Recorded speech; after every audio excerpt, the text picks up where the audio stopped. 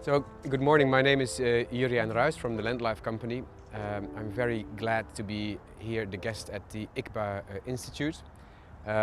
We have found a very valuable partnership, and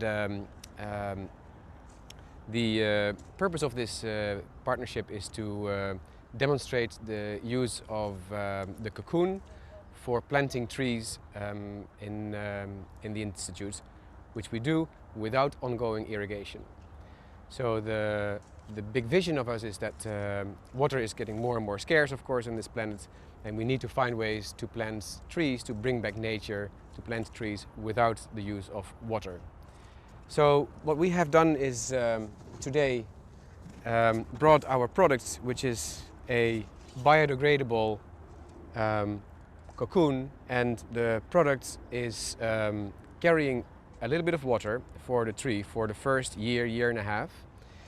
It has a lid which makes sure that all the water that's in the soil stays in the soil.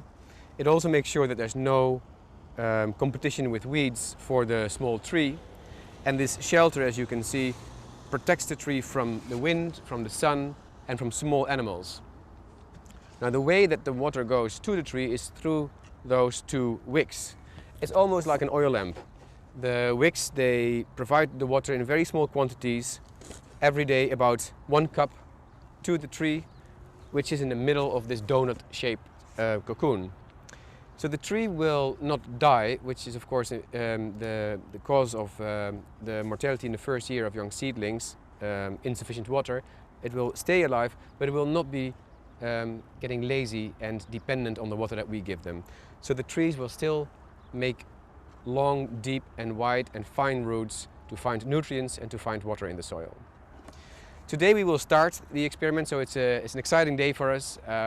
We have 15 cocoons and seedlings of 3 different species that we will plant today, and in the course of the next 2 weeks we will continue planting all the way till the end of this 500-meter long road. So by the end there will be 300 seedlings of 3 different species. We are also planting control groups. We have a couple of different applications. We will test the impact of biochar.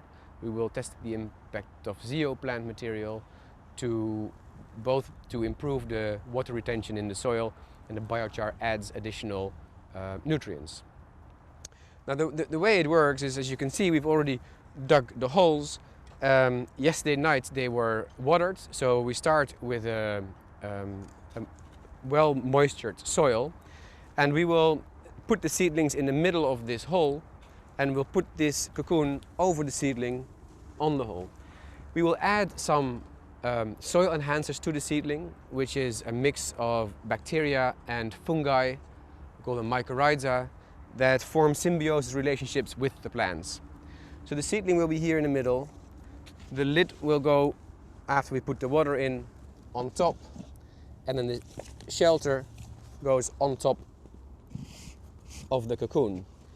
Then we will put the sand back, and in the end the only thing you will see are these shelters all the way down till the end of the road.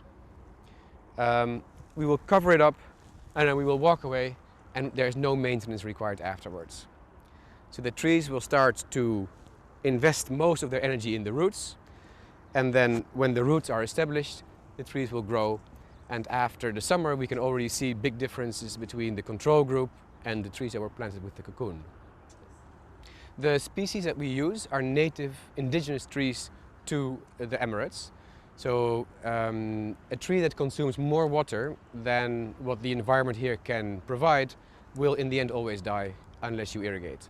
So what we do is we prepare the tree for an independent life in nature, which is only possible if you use trees that are native to this area.